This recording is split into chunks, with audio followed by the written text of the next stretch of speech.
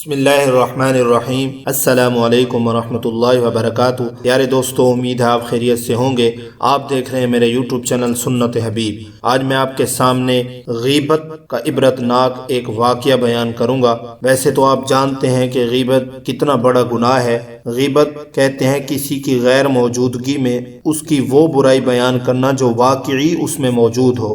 یہ ایسا ہے جیسے وہ اپنے مردہ بھائی کا گوشت کھا رہا ہے۔ تو غیبت بہت بڑا گناہ ہے۔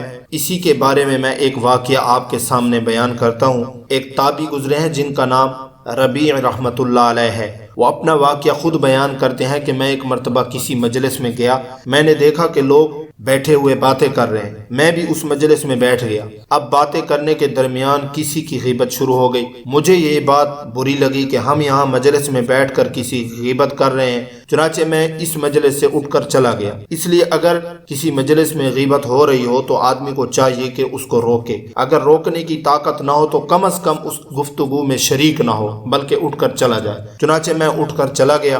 تھوڑی دیر بعد مجھے خیال آیا کہ اب مجلس میں غیبت کا موضوع ختم ہو گیا ہوگا، اس لیے میں دوبارہ اس مجلس میں ان کے ساتھ بیٹھ جاتا ہوں۔ اب تھوڑی دیر ادھر ادھر کی باتیں ہوئیں، لیکن تھوڑی دیر کے بعد پھر غیبت شروع ہو گئی۔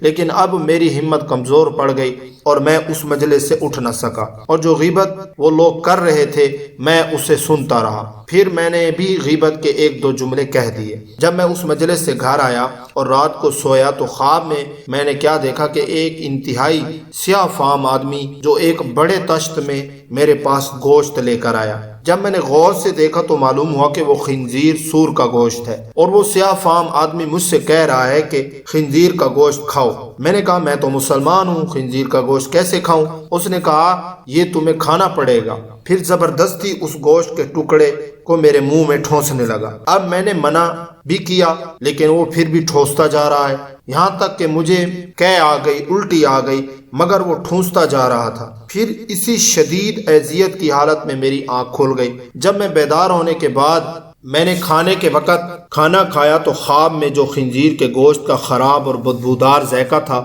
وہ ذائقہ مجھے اپنے کھانے میں محسوس ہونے لگا، اور 30 دن تک میرا یہی حال رہا۔ جس وقت بھی میں کھانا کھاتا ہر کھانے میں اس خنزیر کے گوشت کا بدترین ذائقہ میرے کھانے میں شامل ہو جاتا تھا۔ اور اس واقعے سے اللہ تعالیٰ نے اس پر متنبع فرمایا کہ ذرا سی دیر میں نے مجلس میں غیبت کی تھی، اس کا برا ذائقہ میں 30 دن تک محسوس کرتا رہا۔ یعنی اتنا عبرتناک انجام ہے غیبت کرنے کا۔ بعض اوقات اللہ تعالیٰ دنیا میں بھی غیبت کرنے والوں کو اس کا انجام دکھا دیتے ہیں۔ اس لیے میرے دوستو، بیان کرنے کا مقصد یہ ہے کہ ہمیں چاہیے کہ ہم غیبت سے بچیں، کیونکہ آج کل جو حالات ہیں، غیبت کو ہم لوگ گناہ سمجھتے نہیں ہیں۔ ہم سمجھتے ہیں کہ ہم ویسے مذاق کر رہے ہیں، ویسے باتیں کر رہے ہیں، حالانکہ غیبت کا اتنا برا انجام ہے۔ تو اس لیے میرے دوستو، غیبت کرنے سے بچیں۔ اگر آپ نے کسی کی غیبت کی ہوئی ہے تو غیبت کا کفارہ یہی ہے کہ آپ نے جس کی غیبت کی ہے آپ اس کے لیے مغفرت کی دعا کریں۔ ہو سکے تو اس سے جا کر معافی مانگیں